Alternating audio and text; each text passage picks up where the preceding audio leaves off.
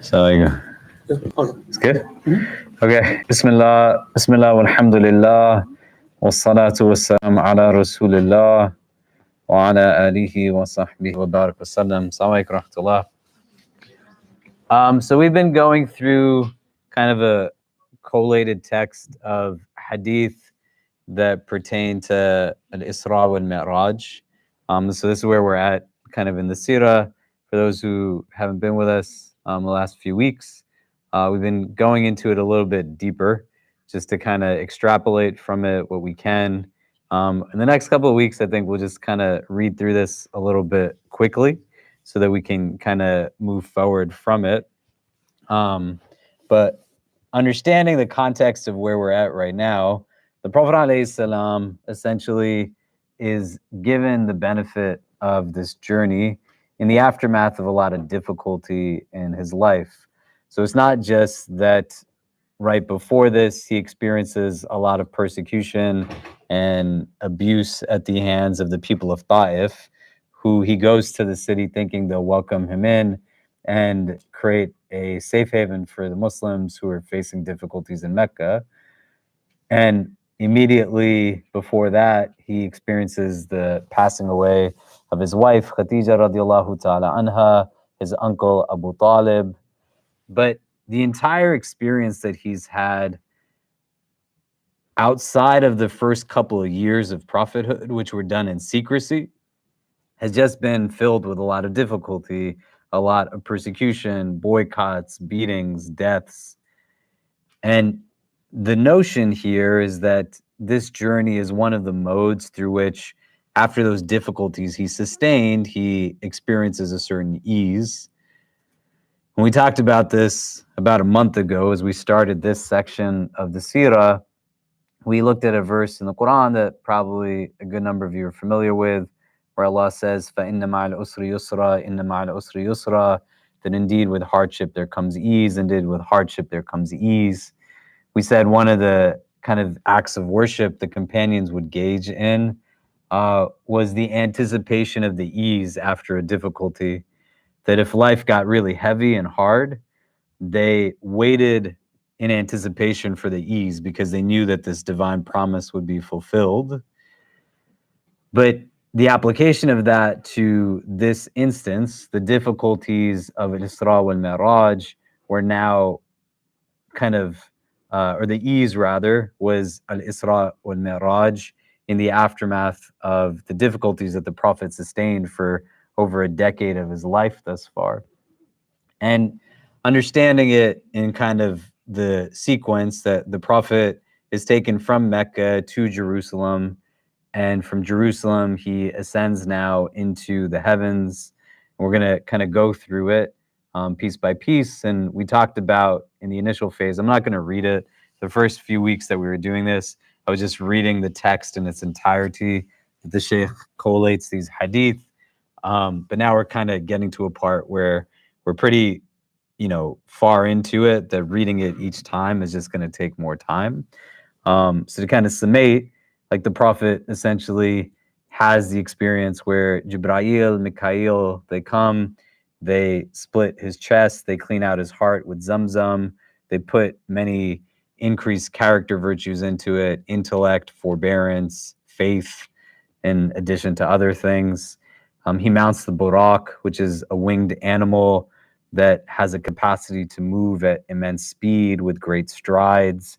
And over the course of the journey, he is made to stop and pray in various areas that either he will have forthcoming in his life or that previous prophets prayed in their time in this world.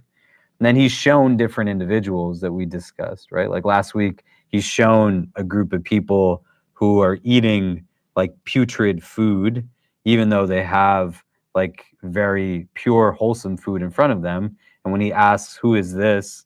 The angel Jibreel says that these were, men in your community who had lawful women at home, like they were married, and essentially they were cheating on their wives, right? Or these are women who, the same thing, they had lawful husbands at home and they were cheating on their husbands.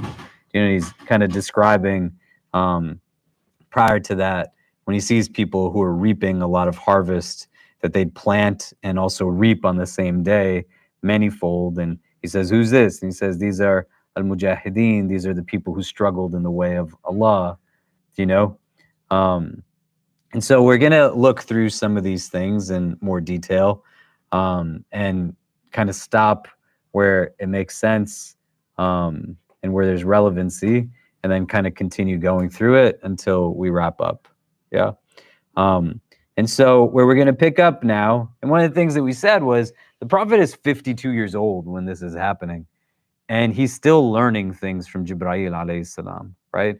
So the frames in which we want to kind of look at al-Isra wal-Miraj, which are not exhaustive, is one, this is a mechanism for healing. Two, he's learning from Jibreel alayhi salam, right? So a big part of Islam from the standpoint of civilization, like the establishment of civilization, right? Like one of the reasons the Quran says we're created is called istimar, right? The cultivation of umran, civility, right?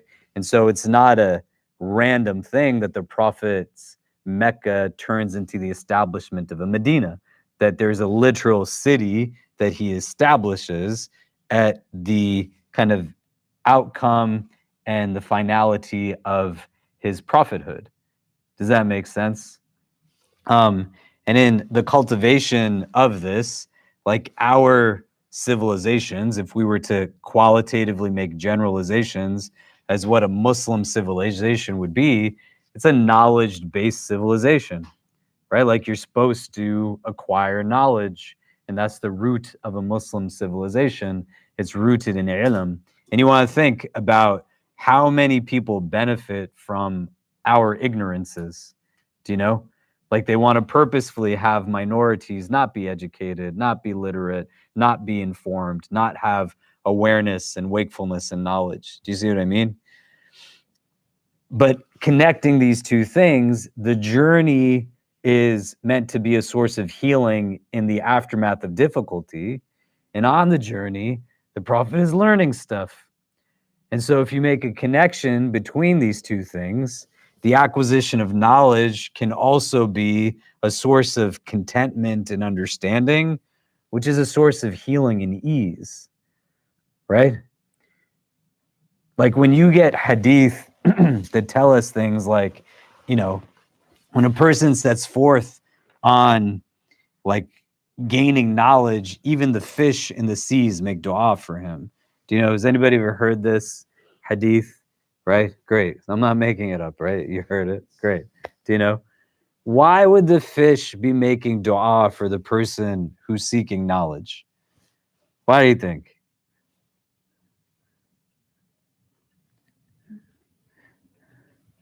Okay, just so we can get going, because I know a lot of you have been sitting here for a bit. Maybe you can turn to the person next to you. Like, why? Why would fish make dua for someone seeking knowledge? Like, let's try to talk that out and ideate. We'll talk to the person next to you, and we'll get everybody to get talking, so we're not just kind of me talking at everyone. Why would fish make dua for somebody seeking knowledge? And then we'll come back and talk about it. Did you break your prayer to come and answer this question? Yeah? Are you that excited? Yeah?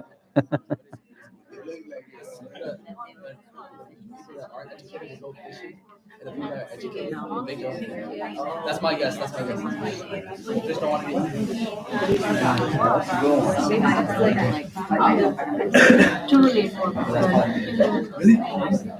Well, that's it.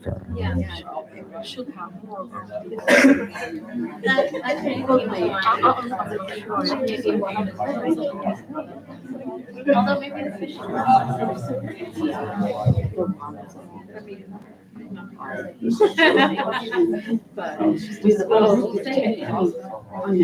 I mean, the fish could say that.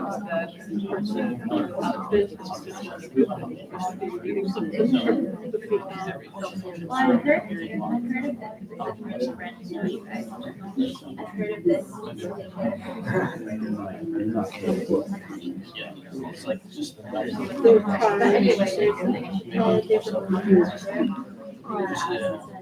Okay, why do we think? Like, why would fish be making dua for someone who seeks knowledge, right? Like you've heard the hadith before, and it kind of is giving the merits of going and getting informed and gaining knowledge.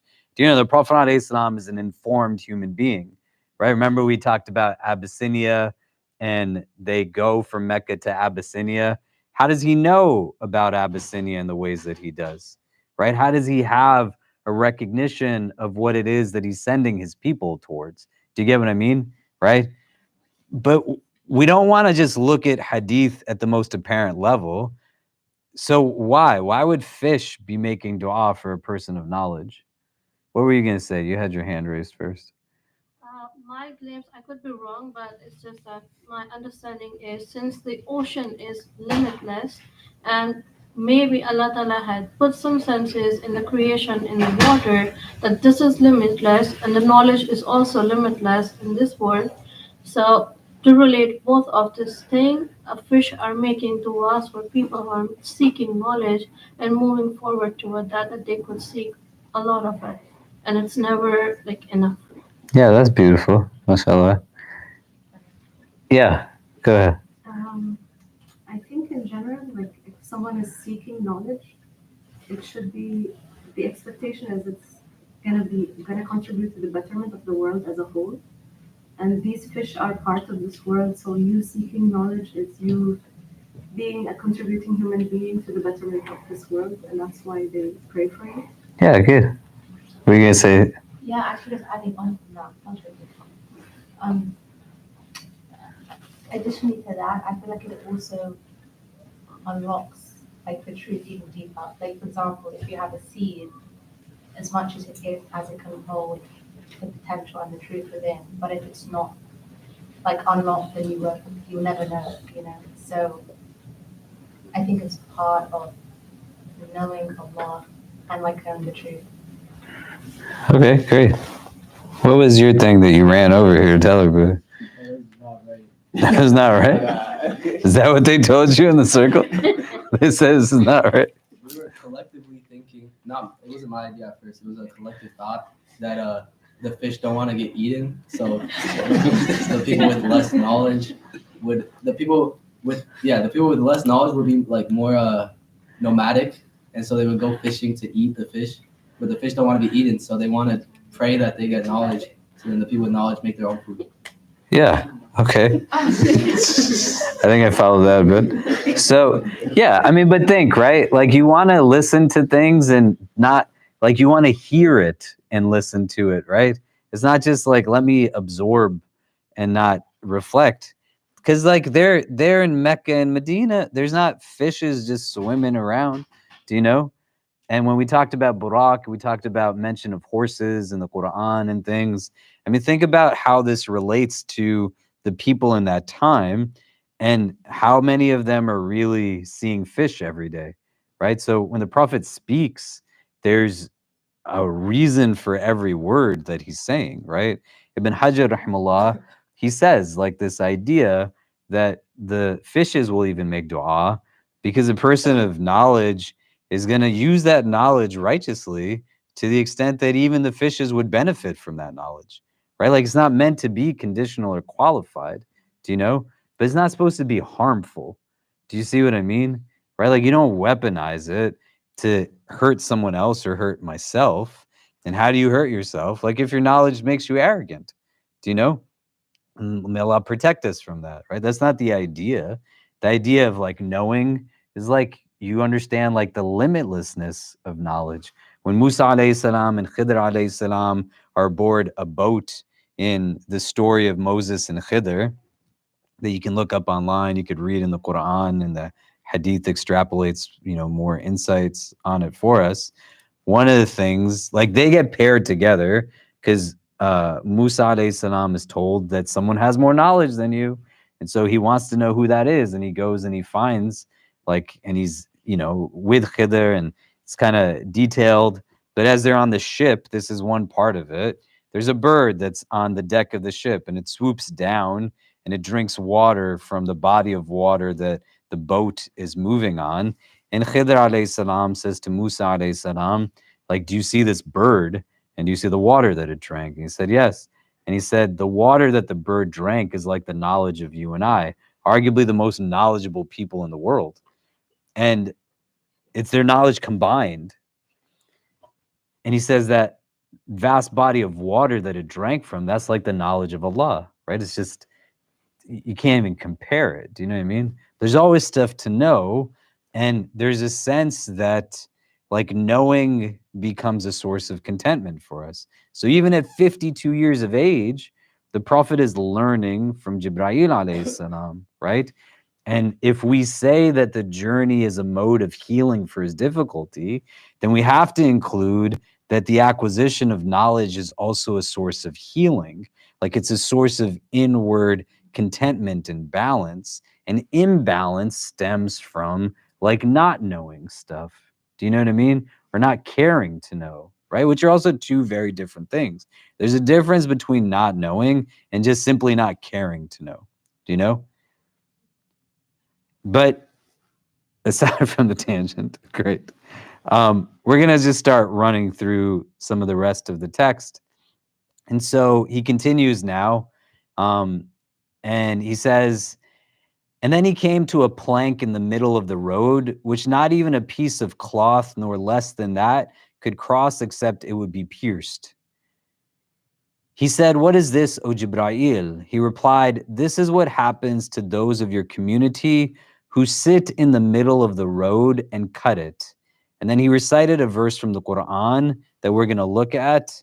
If you want to open it up, is Surah Al-A'raf, verse 86. So chapter 7, verse 86, if you want to pull that up.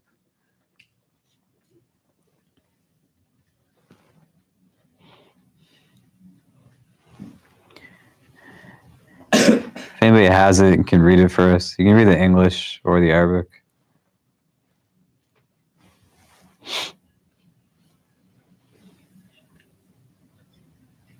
To 86.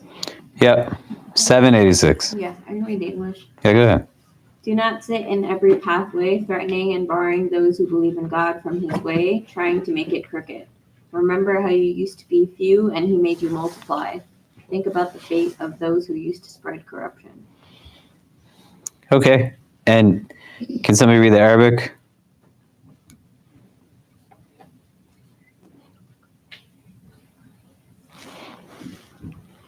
Yeah, go ahead. ولا تخرجوا بكل صراط توعدون وتصدون عن سبيل الله من آمن به وتقولون عوجا واذكروا إذ كنتم قليلا فكثركم وانظروا كيف كان عاقبة المفسدين. Exactly. My daughter is FaceTiming me. I don't know why. Walaikum salam. You're not a daughter, you're a son. I'm doing a halakha right now. Is everything okay? Yeah. You see all these people? You guys want to wave to my son? This is Kareem. Look at his cheesing. Look how smiling he is. Yeah. All right. Is everything okay? Yeah. Look, I got a bruise here. Are you okay? Yeah. How did that happen? I fell on the floor. Okay. It was right here. I'll see you when you get home, okay? Okay. I love you. Assalamu alaikum. He got a bruise on his face. He was showing me. So these verses are talking about the Prophet Shu'aib, right? They're contextualized. So when you look at a verse in the Quran, you want to read the verse, but a way to like get more meaning from it is also read the verses around it. Do you know what I mean? But here now, Jibreel alayhi salam is telling us about,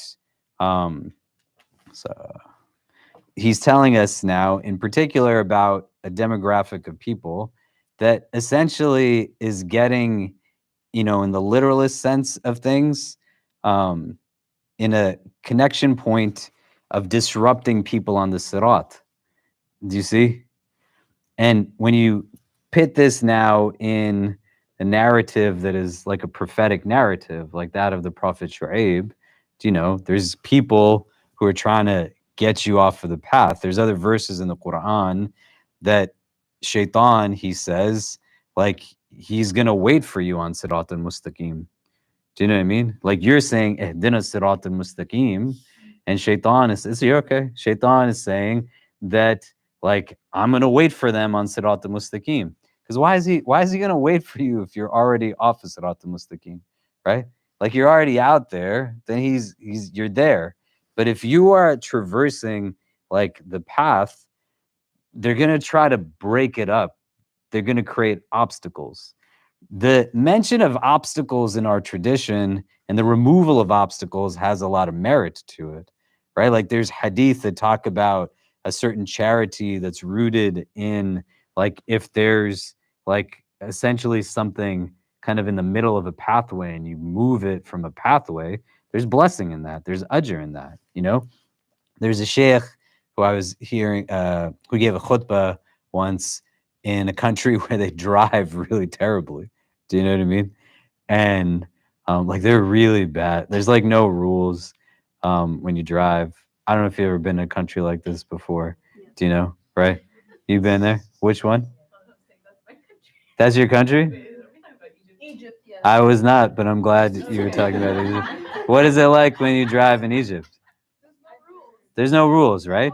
Yeah. So, you know, he was saying like there's ajr in removing the obstacles from the pathways. And his point was like, what if you are the obstacle in the pathway? You know, like you drive terribly, you're what's creating danger, you're creating like insecurity, anxiety, a threat. Do you see what I mean? Right? But the understanding here is that these are people now who essentially, when people were in the most literal of senses trying to be on their journey, they were disrupting people's journeys. Like they were coming in a way where their mode of engagement was just to create problems for individuals.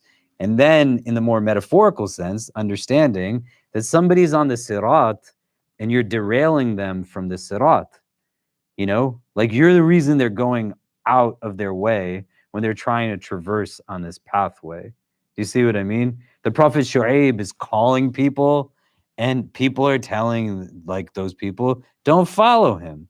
Do you know? Right? And that's the idea. It's not that like you're Muslim enough, so don't do it too much. Do you know? But like you want to encourage people towards things. Do you see what I mean? And so you're not in a place where you are the deterrent, but you are like the means of ease for somebody on the pathway, right? And this is like a big part of our thing in this world. Like you take care of guests, right? You set up opportunity and you think about it from the standpoint of ajr, like the same way we're like, why would fish make dua for somebody? Do you know?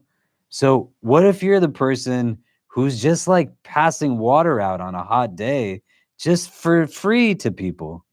You know what I mean? Like, how good would people? Some people would think you're doing something to the water in New York City, and they're like, "I don't want to take your water, stranger." Right? But a lot of people would say that's remarkable. You know, we at the end of the semester, like around exam times, make care packages for students in the library.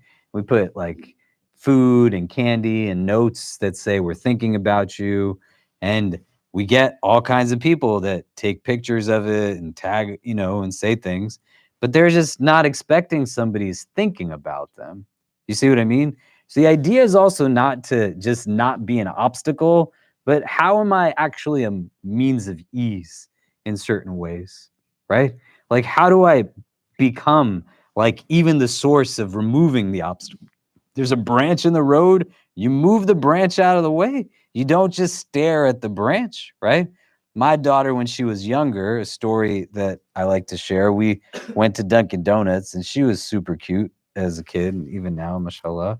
And people would just give her the donut. Like she wouldn't even buy them. They just hand her the munchkins. Do you know?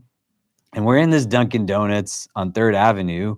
And when we leave, there's a man that walks past us and an elder woman who's standing outside. She's not so old, but older than my daughter and I. And the guy eats his Dunkin' Donuts and then he drops the wrapper on the ground. And the older woman is like showing disgust, right? You know, can you believe people like, well, you know, they make a mess. My daughter, she's a little girl. And so she says, you know, uh, looking at the wrapper and then looking at the lady, like, well, why don't you just pick it up, right? And the woman is shocked. She didn't think anybody was going to tell her that, let alone a little girl. And then I picked it up really quickly. And I was like, I'm sorry for my daughter. Do you know? But that's the idea, right? You're either the person that is creating the mess, you're the person that complains about the mess, or you're somebody who does something about the mess. And our religion is not about making the mess, like, nor is it just about complaining about it. Well, like, go fix it, right? Like, you're Muslim. You're supposed to be different from everybody else. Do you see what I mean? You're not supposed to do it the same exact way. You're supposed to do it differently. You're not supposed to be somebody who makes the roads a place of danger, right? So you're not the person who like catcalls women. You're not the person who makes it uncomfortable for people. Do you know what I mean? You're not feeding into people's arrogances and racisms, but at the same time, you know very well, like, people stand on the street just purposefully to make people uncomfortable, right? That's not what our religion is about. Our religion is, if you're on the road, you have a reason to be on the road, and you're there to create ease for people, not anxiety, not agitation. Do you see what I mean? Okay. And then as he continues, the prophet saw a man swimming in a river of blood, and he was being struck in his mouth with rocks, which he then swallowed. The prophet asked, "What is this, O Jibra'il?" He replied, "This is what happens to those who eat riba, who eat usury, who eat interest." Then he saw a man who had gathered a stack of wood which he could not carry, yet he was adding more wood to it. He said, "What is this, O Jibra'il?" He replied, "This is a man from your community who gets people's trust when he cannot fulfill them, yet he insists on carrying them." He then saw people whose tongues and lips were being sliced with metal knives. Every time they were sliced, they would return to their original state to be sliced again without respite. He said, "Who are these, O Jibra'il?" He replied, "These are the public speakers of division in your community. They say what they don't do." Then he passed by people who had copper nails with which they scratched their own faces and chests. He asked, "Who are these, O Jibra'il?" He replied, "These are the ones who ate the flesh of people and tarnished their reputations." Then he saw a small hole with a huge bull coming out of it. The bull began to try entering the hole again and was unable. The prophet said, "What is this, O Jibra'il?" He replied, "This is the one in your community who tells an enormity, then he feels remorse to have spoken it, but is unable to take it back." Okay, so we want to look at these things with a little bit more particularity and see what the relevance is of it, right? Because what we've read so far is telling us what? Like, we had one section that talked about people who they didn't wake up to pray because their heads were heavy on their pillows. But how much of what we're talking about is attached to people who are mistreating other people? Do you get what I mean? And a recognition of how these things have connection to them. But there's so much going on here that is fundamentally the consequence of behavior and action towards others in certain way, right? Riba is not a good thing in our religion. And the idea with interest as a system that we are engulfed in is different than the willful kind of engagement of interest without any sense of kind of understanding, right? Interest in and of itself is a necessary variable to keep rich people richer and keep poor people poor. And you think about how it is that people are shackled in debt, how it is that people become predatorial through the engagement of loan systems that, again, just keep rich people rich and poor people poor. In economic systems that are purely interest-based in these modes, the rich person always wins, like, no matter what. The poor person does not ever win. You have some modes that we can look at as isolated, right? Muhammad Yunus, he had Grameen Bank, where he created microfinancing to get people in Bangladesh who were stricken by poverty out of poverty. So his system of micro lending utilized interest in its mode from a base. There were some religious scholars who criticized it, and others who said the people who are criticizing it, they don't know the maqasid of the Sharia, like the objectives of Islamic law. Right? So he's not manipulating a system in a way where he renders haram for the sake of creating haram, but it becomes necessary in the heavily interest-laden system to break these people out of poverty, to develop a model that has to have some sensibility to have them break out of it, right? Allah knows best. But I bring that up because you don't want to take isolated incidents to then create a norm, right? Like we want to understand that first and foremost, that riba is haram because Allah said it's haram. Do you know? And the understanding of the level and extent of its impermissibility, that we have narrations that tell us that on the day of judgment, like armor is going to be brought to people and they're going to say, what is this? And the angels say, you're going to battle. They say, who are we going to battle with? They say, you're going to fight with Allah, because they engaged in riba. And that usurious system has these elements of creating social inequity and social injustice. When you think about how people get shackled, and you think about systems that are built that don't take into consideration anything other than a moral relativism from immoral demographics.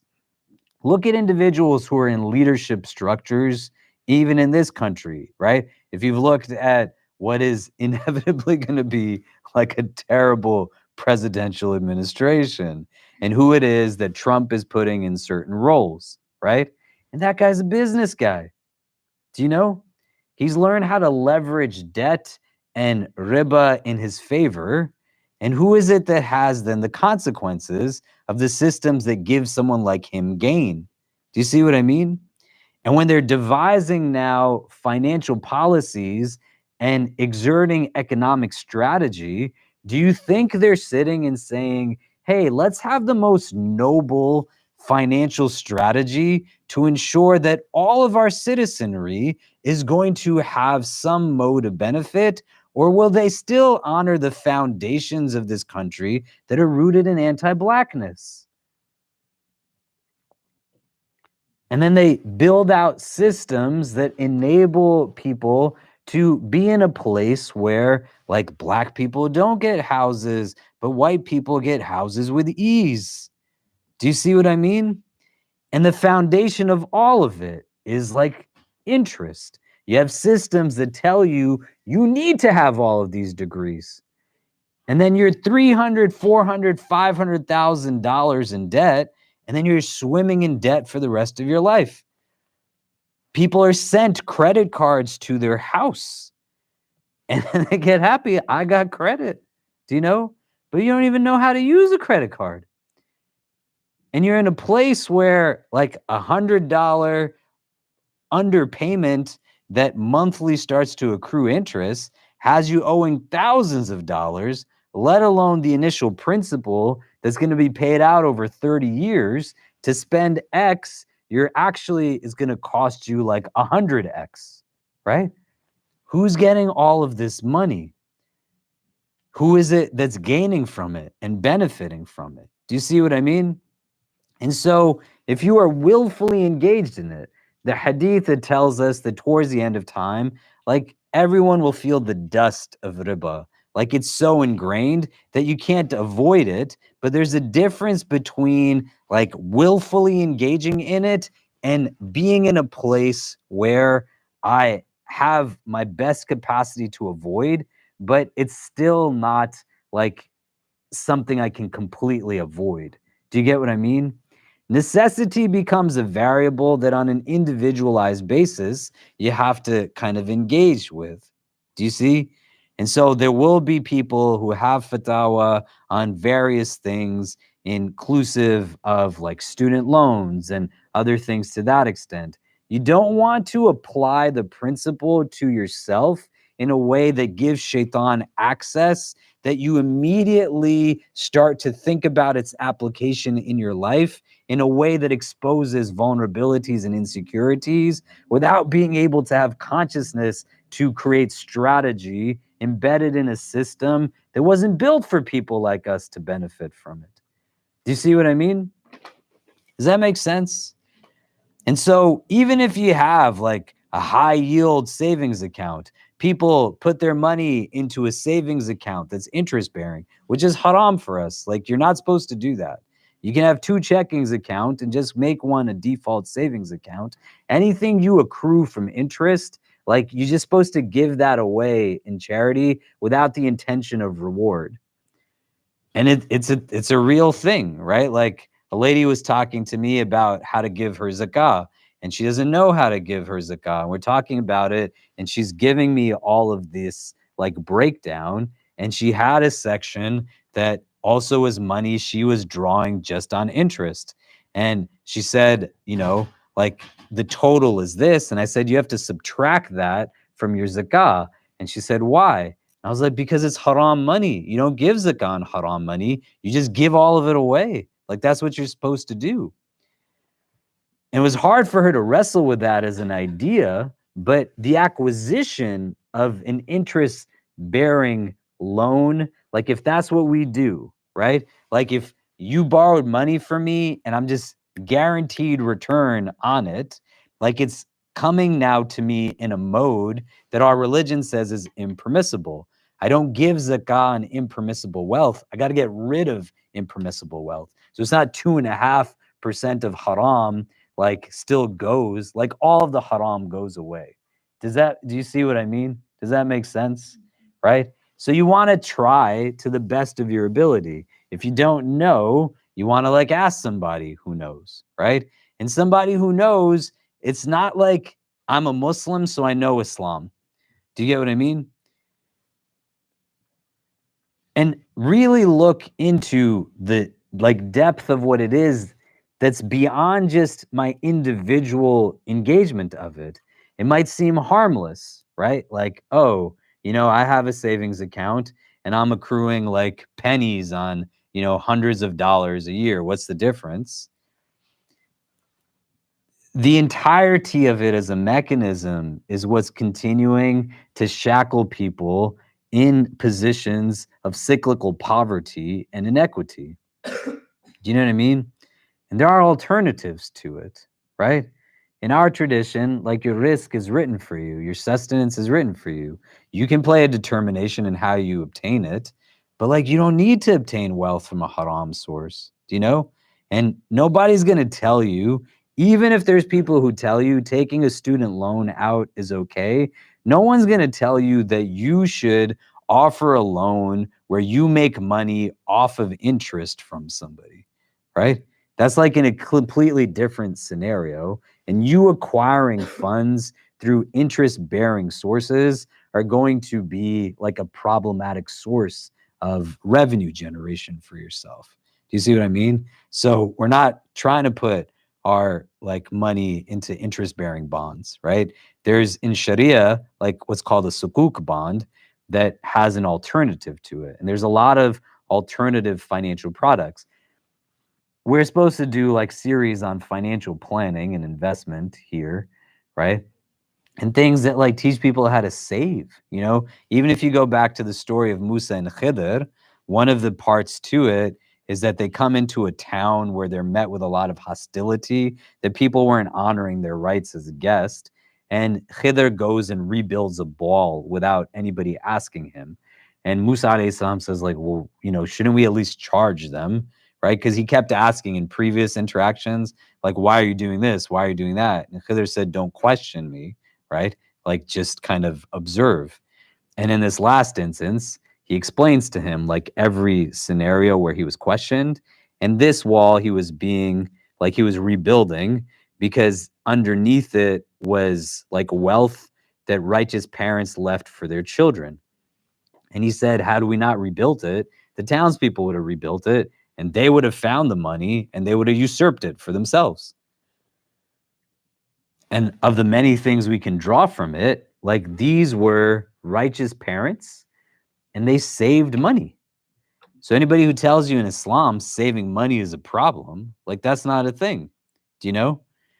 And there are alternatives to investments, right? There's something called Wahid Invest that was purposely built so people can make like $10 donations or $100 donation or larger donations. There's other like alternatives to investment as well that return a lot more than an interest-bearing return. And we're going to try to do some of these things, right? But you want to get into the habit of kind of thinking out in that vein where you can create generational wealth that enables those who also come after you, whether they're your direct descendants or you bequeath, like you're allowed to bequeath up to a third of your estate at the end of your life, right? 2/3 goes to inheritors that they're just guaranteed that. But a third you can will and you can create wealth that then allows for there to be like more empowerment generationally so people are not stuck in like systems of poverty. Do you see what I mean? And then there's barakah in it because we're not turning to things that Allah said are haram. Do you know? And when he moves forward, then this next one where he says, then he saw a man who gathered a stack of wood, which he could not carry, yet he was adding more wood to it. He said, what is this, O Jibra'il? He replied, this is a man from your community who gets people's trust when he cannot fulfill them, yet he insists on carrying them. Do you know? Right? Like I take an amana from someone, but then I don't get it done. Do you see what I mean? Right? Like you said to me, Khalid, I need help moving out of my apartment. And I was like, oh yeah, I got you. Right? Then I don't show up. And I say, you know, I will be like at your presentation to see how you do. I'll be there to support you. You know, it's not like always just big, like extravagant things.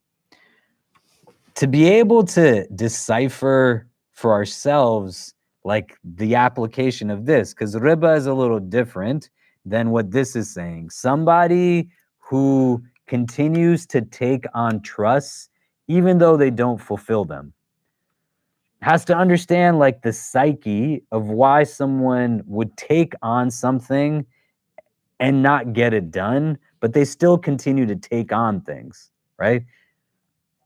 Why would somebody do this? Like, why is somebody in a place where they are taking people's trusts when they cannot fulfill those trusts, even though they insist on carrying that trust? Does the like kind of illustration make sense? So if we can turn to people next to us, what would bring somebody to actually do this thing? Do you see what I mean? Right? Because it's a little different than like somebody's purposely sleeping through Fajr. Do you know? Like we can also talk about this in the other instances, but this might be something that more of us actually have applicable to us, even if we're not conscious of it. You know, like we're taking on trusts and we're not fulfilling them. Why might somebody do this and continue to do it in the way that this is being described? If you could talk about it with the persons next to you a bit, and then we'll come back and discuss. Go ahead. If you don't know the names of the person next to you, share some names, and then we'll continue.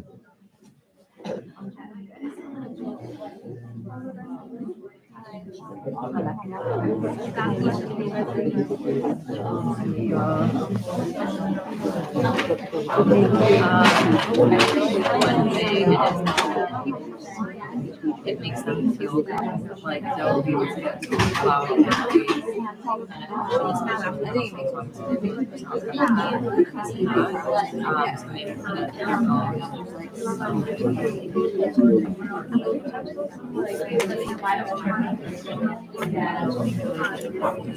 it makes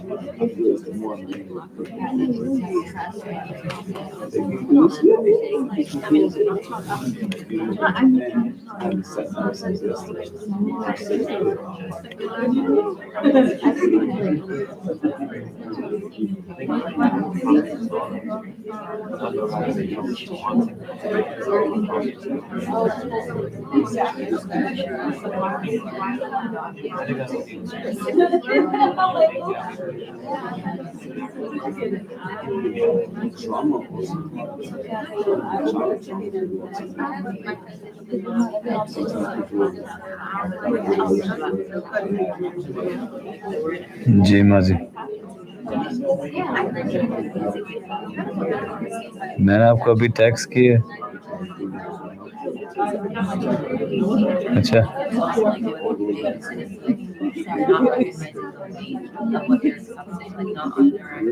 अच्छा चले माजी मैं फिर बाद में करता हूँ ये मैं दर्ज कर रहा हूँ अच्छा समझ I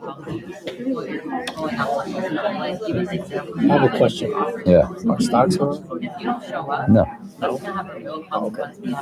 I mean, some are, but generally they're not. Like, you can't invest in, like, Budweiser. Or, you know what I mean? So it depends on, like, what it is. Yeah, like, you can't invest in, like, things that are haram. You see? But you can invest in things that are not, you know?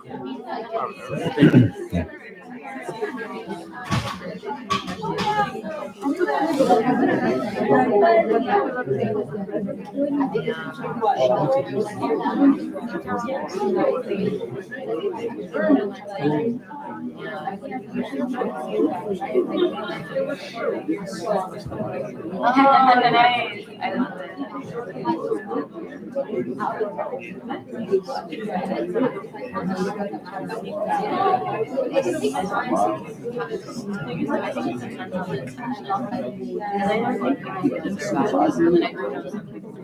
Or I could think of something that it's not because of like a lack of boundaries of themselves. It's just seeking something for their own good, and then there's the thing of like taking on responsibility as well.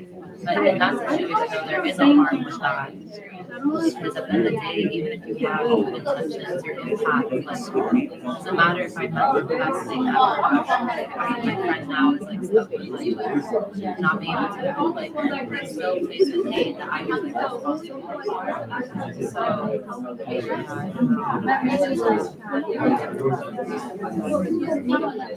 Okay, so why would somebody do this?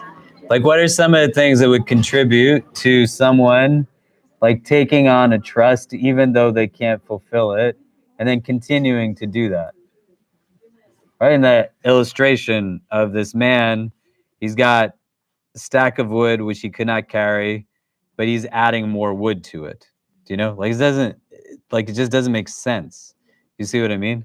So why would somebody do this? What do we talk about? Yeah.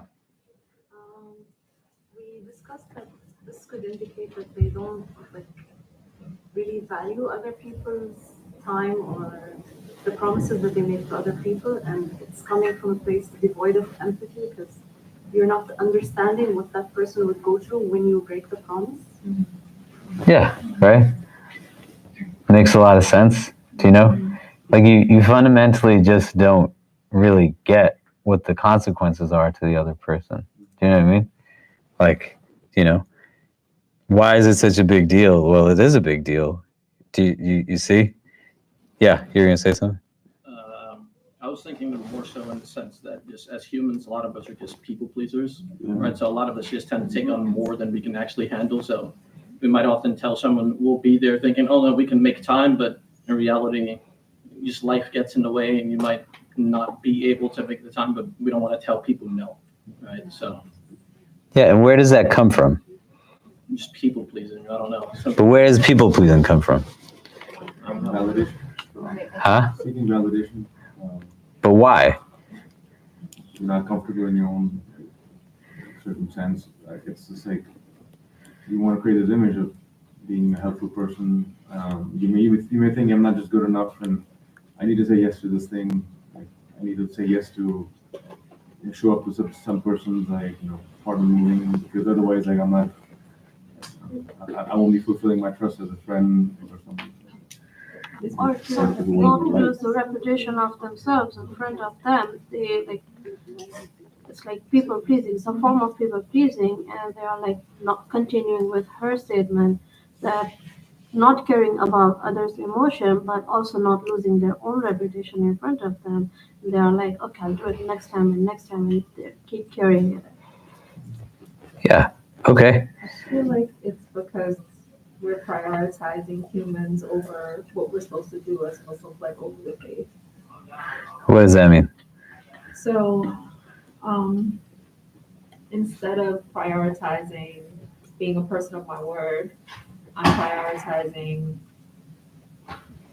how other people perceive me and how I perceive myself. Okay. Right. So can anybody say being dishonest is something that Islam encourages? No, right? All right. Dishonesty, bad, right? Being honest, being a person of integrity, it's like something the religion does encourage. You see what I mean? So in understanding like where the gap comes in here, the failure to fulfill a trust in and of itself is rooted in the absence of that form of integrity. And to be able to name it in that it's now another mode of dishonesty or manifestation of it, which is the opposite of what Islam teaches us to do.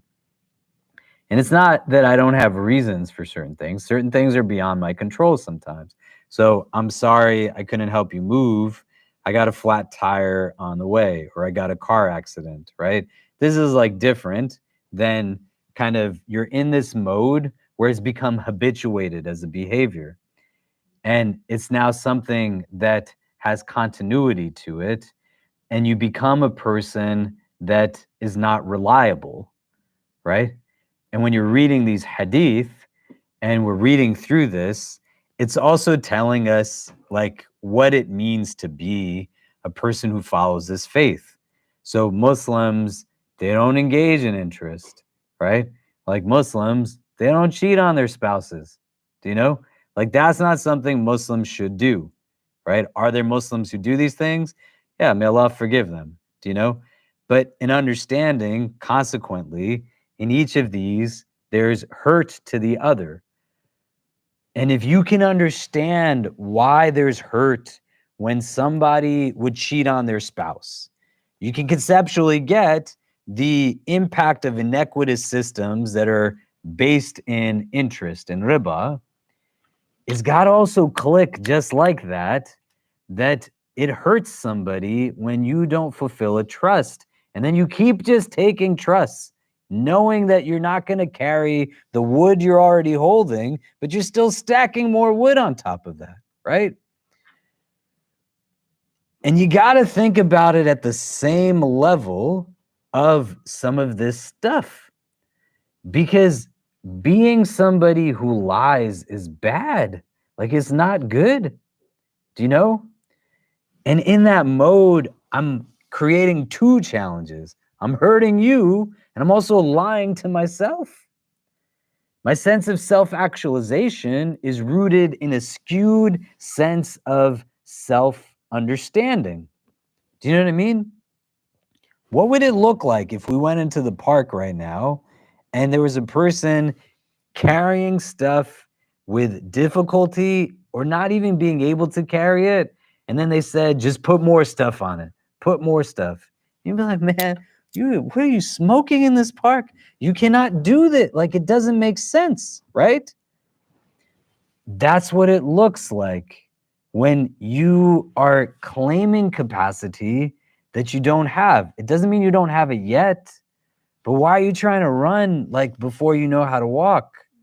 Why is there not a sense of how I take on what I'm holding right now beyond taking more, right? And understanding this at a practical level. You know, my mom calls me, I'm going to pick up the phone, right? My son, my daughter call me. They don't normally call me when we're in the halakha. My mom calls me all the time, right? But my son, like, he won't. So it's like, oh, this must be important, right?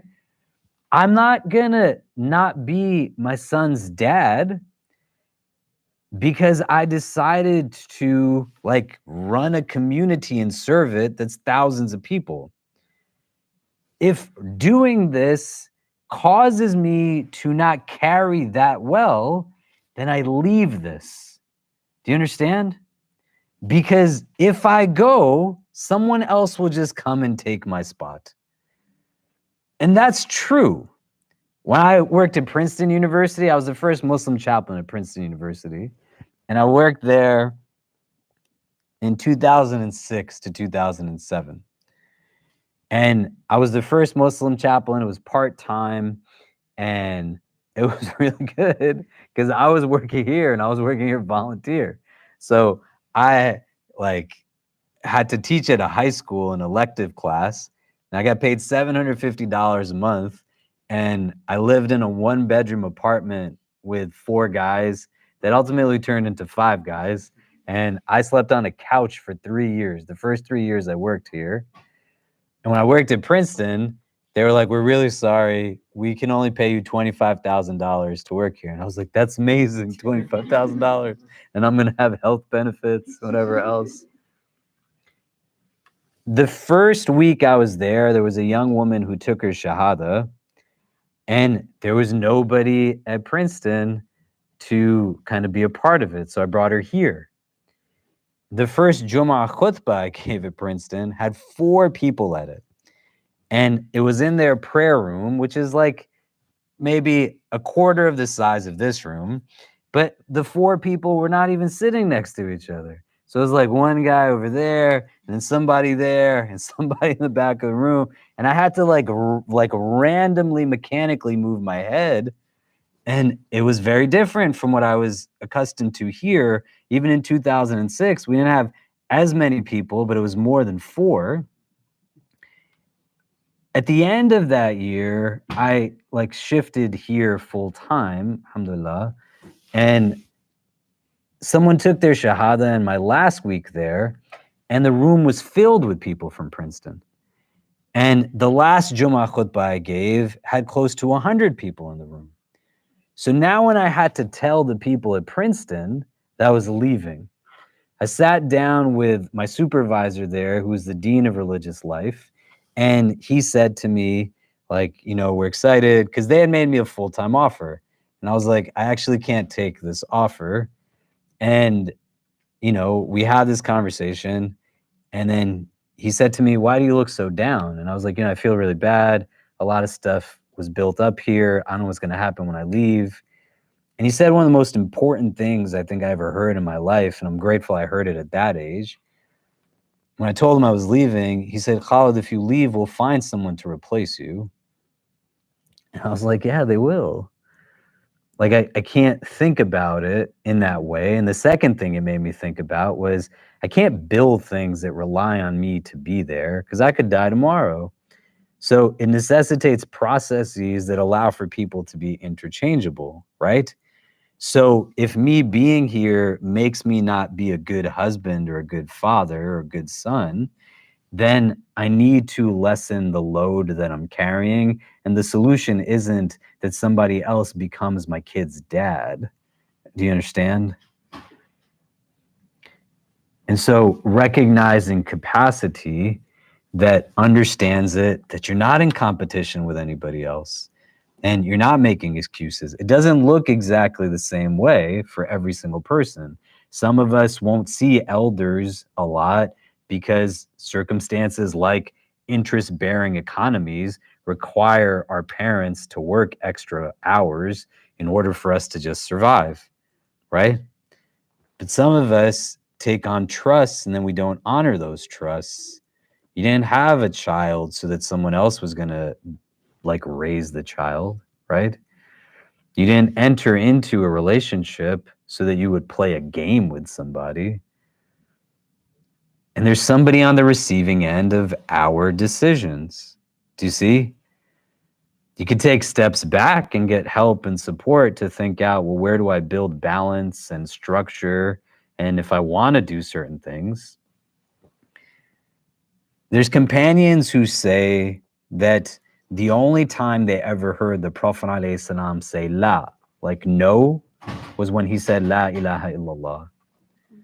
Right? In Al-Adab al-Mufrad, there's a hadith where the companions say, I never heard the Prophet say no to someone who asked him for something. At face value, you might be like, wow, he said yes to everything. The way my teachers explained this hadith to me was it wasn't that the Prophet did every single thing someone asked him for, but if someone came to him, he wouldn't leave them without referring them to somebody else, right? How can you do everything for everybody? And I say this to caregivers a lot, and I teach classes at other universities, graduate student courses for people who are going to work in some capacity in community, leadership, care, giving. You can't feel bad for saying no. You know, when I was early in my career, a good friend of mine, his name is David Coolidge. Some of you might know him, right? And Dave and I were having a conversation, and I was telling him about all these ideas I have and stuff. And, you know, he's like telling me, that sounds great and that sounds amazing. And I was like, so can you help me with this? And he was like, no. And I was like, what? He was like, no, for this coming year of my life, this is what I've decided to be focused on. And I couldn't even get mad at him. But what caught me off guard was I had never met somebody who had that sense of awareness of how they could commit to what they have so it didn't make them become lacking in their commitment to things that they didn't have capacity for. And I was like, he really knows himself well, right? You don't have to run yourself ragged and keep carrying stuff. You just have to really think in a way that is reflective. Like, why am I taking on more stuff now? And how is it that I start to carry some of these things? Do you see what I mean? The other thing in this illustration, the guy's carrying it himself, right? Sometimes we carry a lot more than we need to because we're not willing to let anybody else like carry stuff with us in meaningful ways. That's not always because we're stubborn and stingy, but a part of it would then require me to actually confront parts of myself that I don't really like about myself. And then every day just ends up feeling like I'm holding burdens. Do you ever feel like you're holding burdens all the time and they don't go anywhere? Maybe it's because you're not letting people actually carry the stuff you're carrying. And you're not stuck because of somebody else, but this guy is stuck because of himself. And that's a hard thing to admit, but willingness to admit it can get me unstuck. You see what I mean? Does that make sense? It's not about burdensome like rhetoric inwardly also, right? My father is like ill, may Allah grant him shifa. He's paralyzed on the right side of his body. He doesn't have the ability to speak. He had a bad stroke. It's been 7 years now that he's had this stroke. And he's in a place where he requires attention. When it first happened, every part of me wanted to quit my job and move to New Jersey and just be with my dad. Fundamentally, my capacity to help is there, but the value out of what I would do is non-existent. Like my older brother has a home. I do not. I have an apartment in New York City. My niece and nephew are much older. One is in grad school, the other's applying for college. When this happened with my father, my children were that much younger. You can imagine what it would have been like for my dad, who's now 78, to experience COVID in New York City rather than in a home that has a backyard in New Jersey. I'm not saying it's not like it's not easy. I still would want to be there.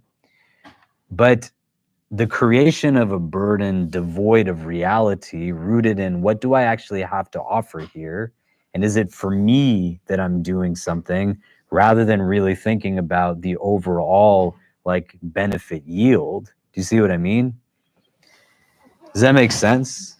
And so you want to distill this for yourself a little bit and think out like and then the last piece to this, right? Some of us are carrying nothing. Do you know?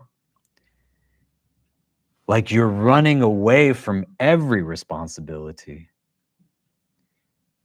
The reliability variable of taking on too much and reliability being non-existent and you're unreliable is as problematic as like you don't have a sense of responsibility to anybody or anything. None of us in this room is as old as my son, who is going to still call me and say, look at the bruise on my face, Baba. I fell down, right? But a denial of responsibility can create like temporary ease in that I'm not holding anything. But how? How can I exist at this juncture, right? And not have something that I'm holding that is a trust from somebody else towards me? Do you get what I mean? Right? And an egocentric society, an anti-Black society, it is going to root itself in a modern day shirk of whiteness that has us think about the fulfillment of our wants over our actual needs, and is not going to really have us think in meaningful ways how it is that we are supposed to not exist egocentrically, but God-centrically. And that means if Allah is at the center of all of the things, we exist in a sphere of interdependence that we will lean on others, but also people got to be able to lean on us. Do you know? I don't know who that is for everybody, and it's not quantified. It's not that you have thousands of people and that's a goal, but there's a difference between I'm carrying too many sticks of wood and I can't do all of it versus, hey man, why aren't you carrying any sticks at all? Like maybe I'm carrying too much because you're not doing your part, you know? You come in here and pray every day, but you let somebody else clean up after you.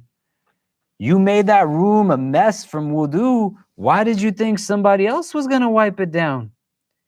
Let alone what my daughter says to the lady when somebody else drops the trash on the ground. Well, why don't you pick it up? If somebody else who's got two hands can wipe up something that spilled water on a floor, can't you do it too? Right? And then what gets in the way sometimes? Maybe I'm carrying too much of the wrong stuff and not the stuff that the carrying of it actually makes me stronger, not weaker. And I just have to think about like, what is it that I'm really holding at this part? Trusts are important in our religious tradition. Do you know what I mean?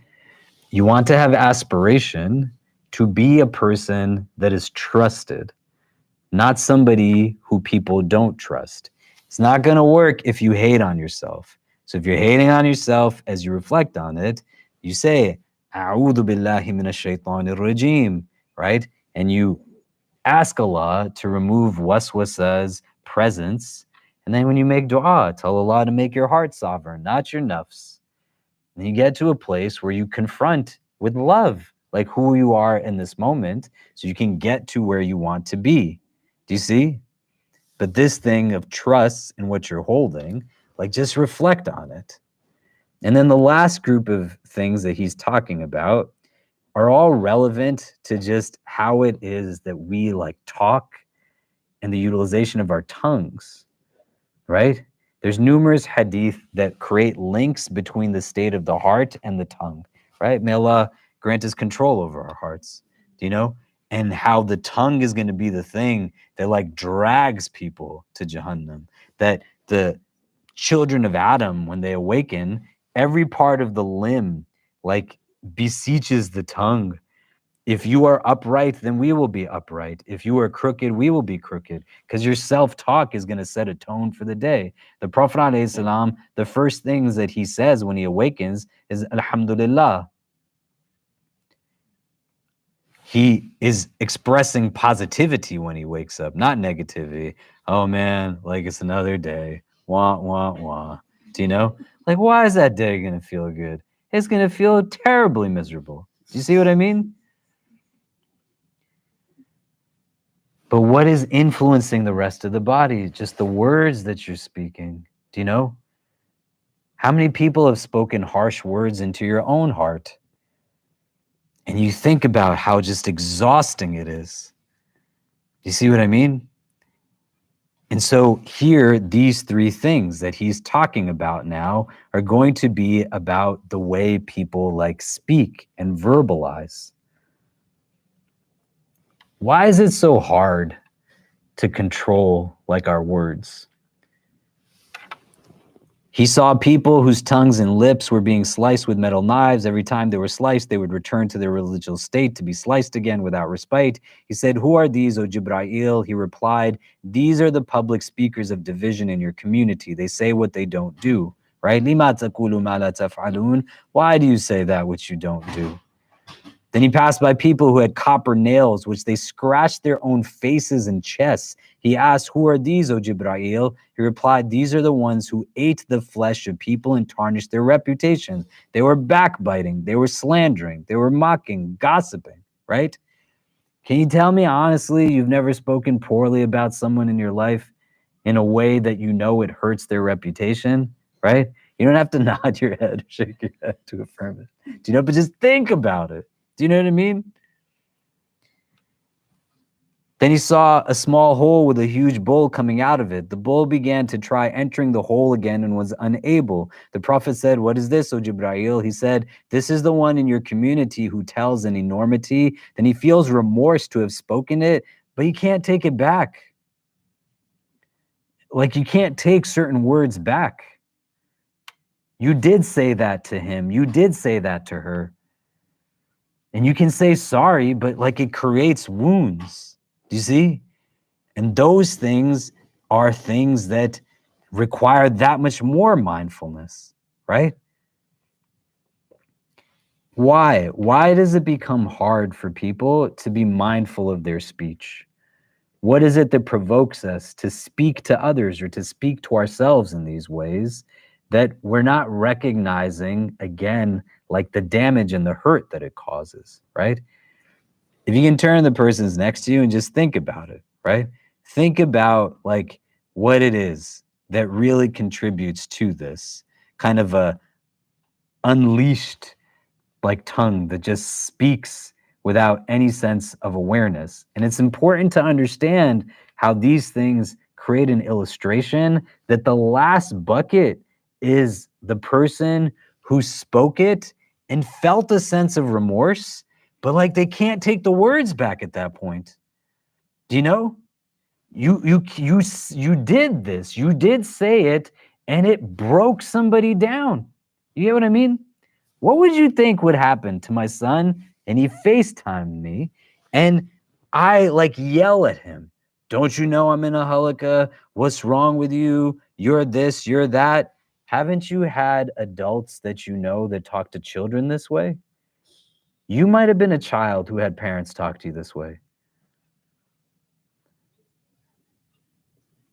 An apology would sound nice, but it doesn't still remove the fact that it's there.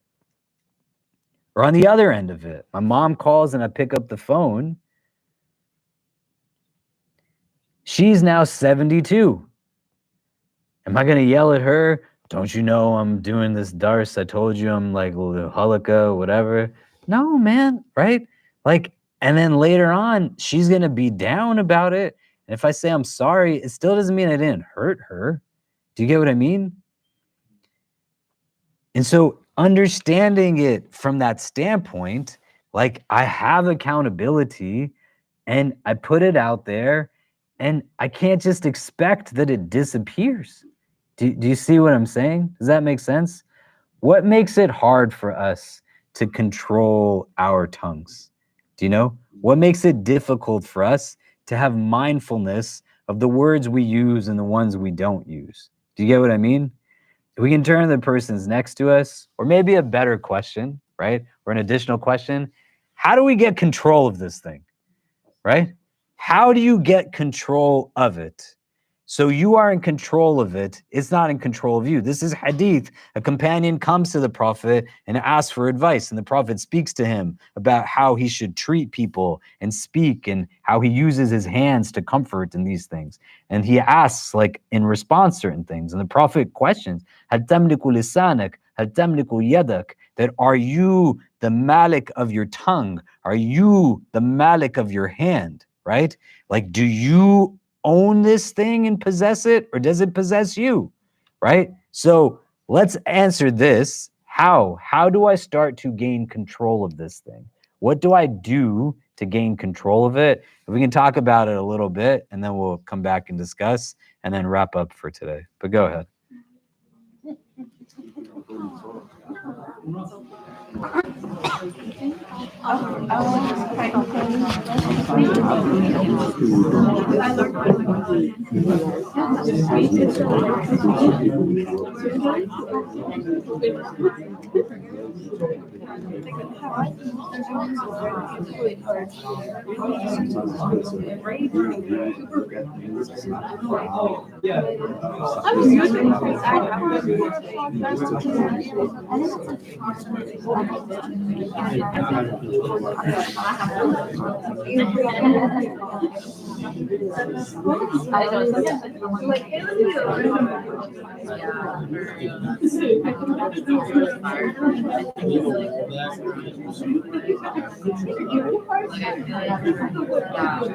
I feel like being intentional, what you were saying, before you speak, and then also being intentional speaking with yourself, like a certain kind of like, that's like what you're guys are into together more often than more intentional.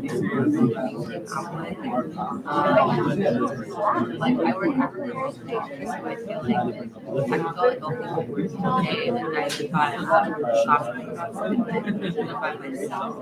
But then the minute you get up to the front or you FaceTime someone, then all of a sudden there's all that's gone out the door. So yeah, I don't know the answer how to be intentional. I feel like you just answer like if someone is telling you something about something, okay, thanks. Like I struggle with that so much. Like I don't know, like I feel like the only times I think that we've been able to do that is during the month, but I think that's because people are trying to be more intentional with what they say.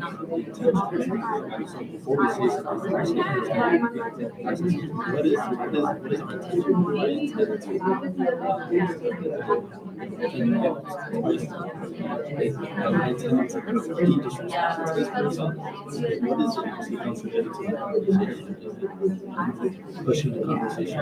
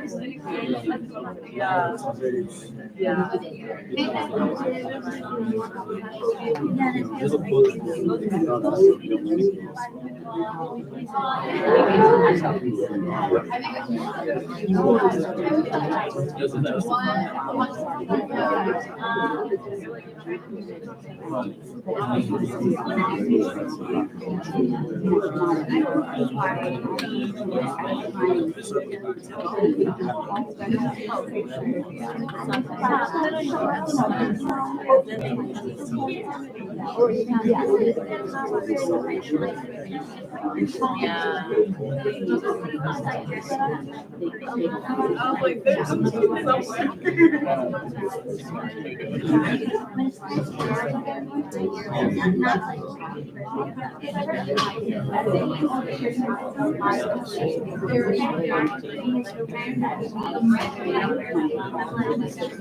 when you're talking to someone.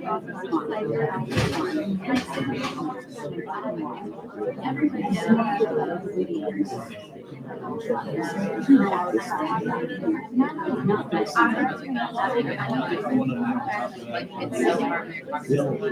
I want them to find this conversation interesting, but like, why? You know, like, and why does it have to be about philosophy? Like, why feel like something is connected? Like, why couldn't I just talk about something else and hopefully have a conversation? Like,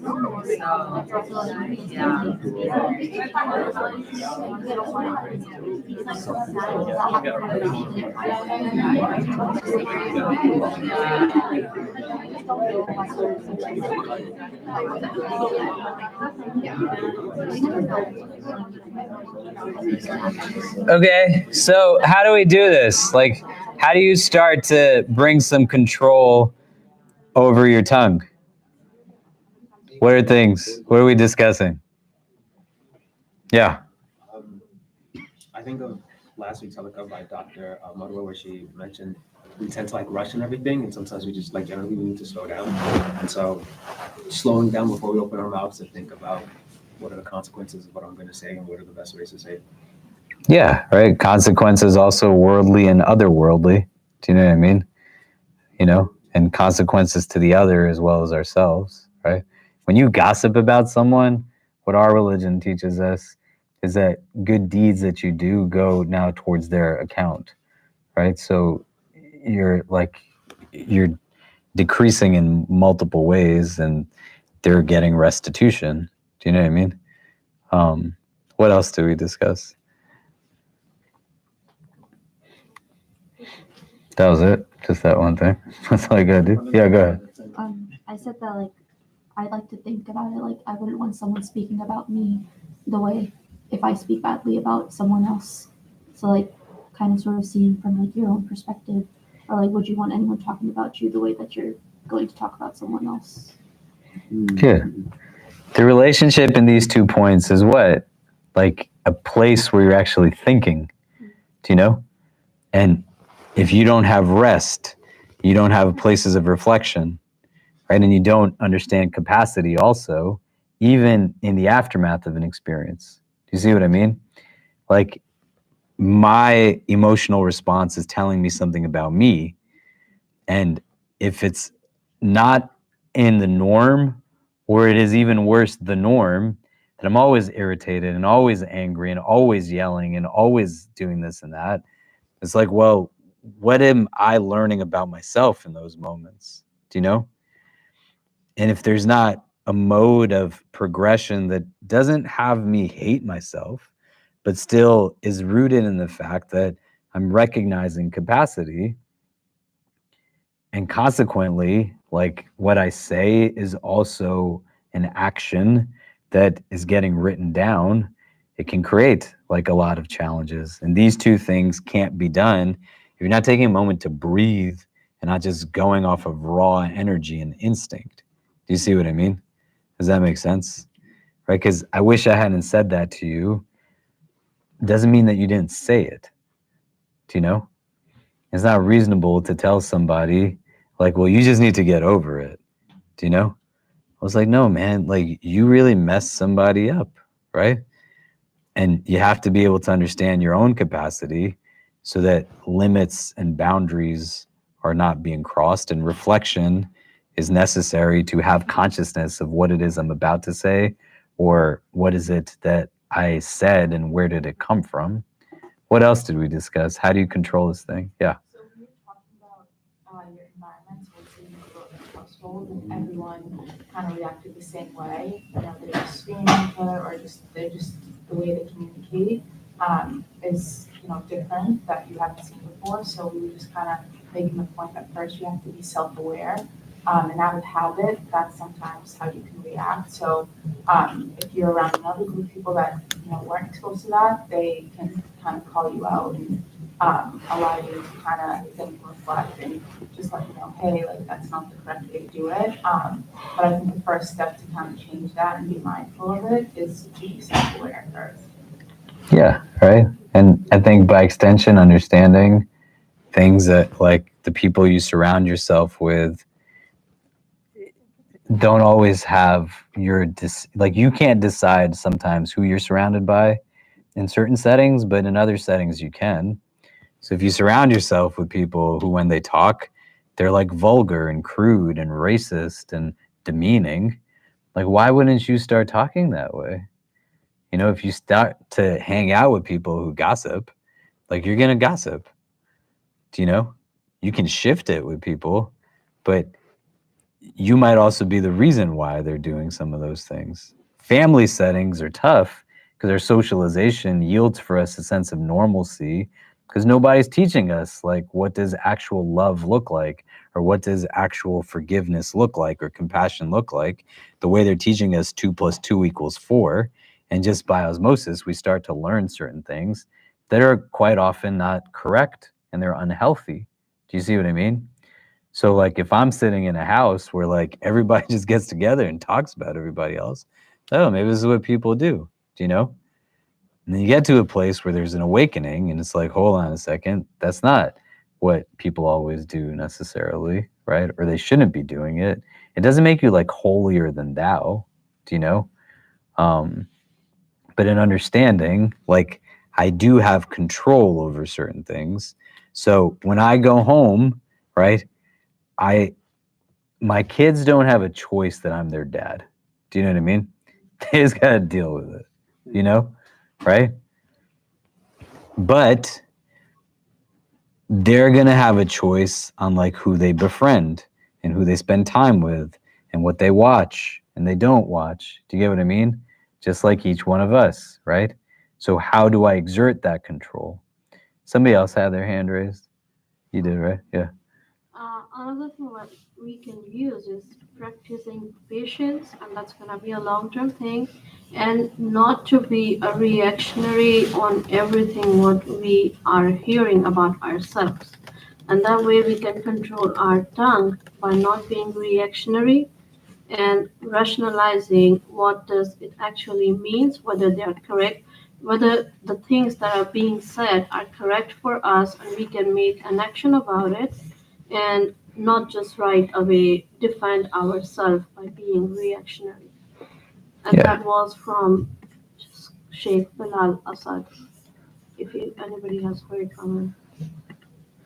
Yeah, and it's okay like to understand the importance of people that were willing to hear what they actually give to us as advice, right? This is a hadith.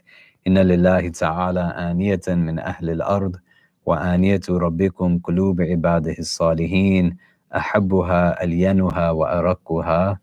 That inna lillahi ta'ala aniyatan min ahli al-ard, and indeed for Allah there are vessels amongst the people of the earth, and the vessels of your Lord are the hearts of his righteous servants. He loves the ones that are most lean, like light, and most soft, right? May Allah give us hearts that are like this. A heart that is light, it's not like light, but it's one of the explanations is that it's like willing to actually take feedback and advice, do you know? Like it's not like I do everything right. How can you always do everything right? This religion is actually about change. You know, it's about embracing change. And like one of the things that I hear people say all the time that's a problematic mode of self-talk is like, this is just who I am. Do you know what I mean? And that's just antithetical to what Islam teaches us about the state of a mu'min. Like you have change and you have capacity to change. And Shaitan wants that self-talk to be something that surfaces that then creates paralysis, right? This is just me. This is who I am.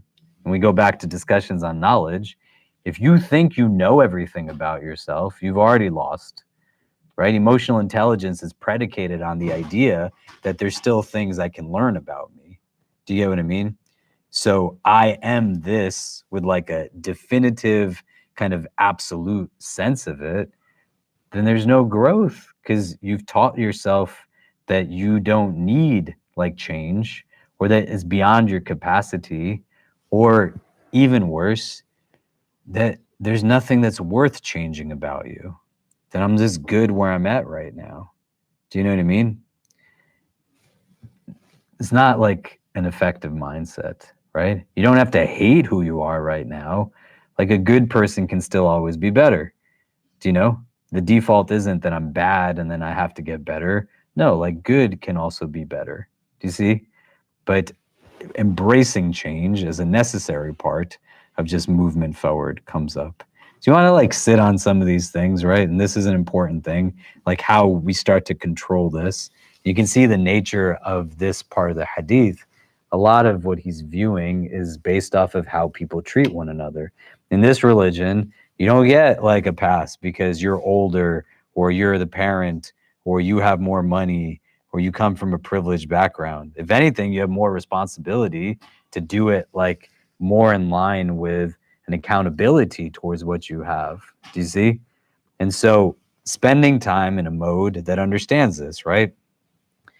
If we went to a bookstore right now, we could find all kinds of stuff, including sections that talk about self-discovery and self-help and self-care and self-betterment. But as much as there's sections that tell you how to treat yourself, there's no section in a bookstore that teaches you how you're supposed to treat other people, right? And there's reasons for that.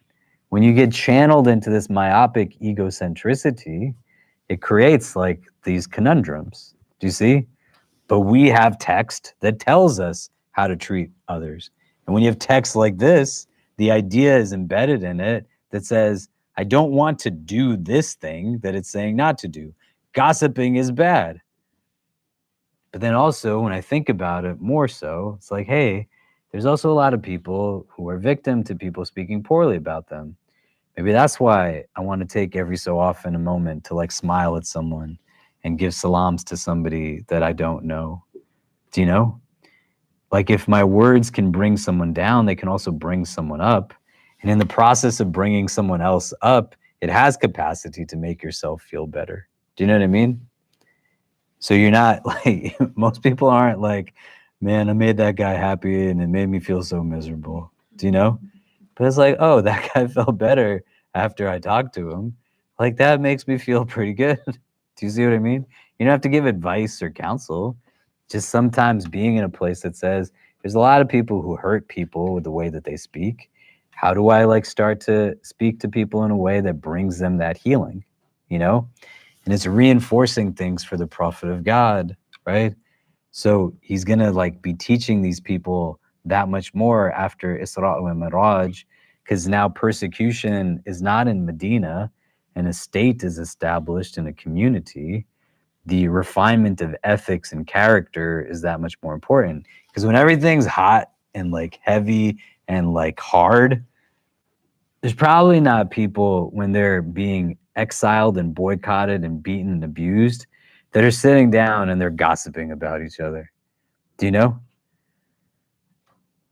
These things tend to surface when we don't have anything better to do with our time and life is not so tough. So we're going to be in a place where we have beautiful spaces with like beautiful views and we think we have it because we deserve it. And then I just start saying whatever comes to mind without any sensibility. So as they're establishing a community, the bedrock and foundation is going to be a character that is rooted of someone that actually has iman in Allah and a day of judgment.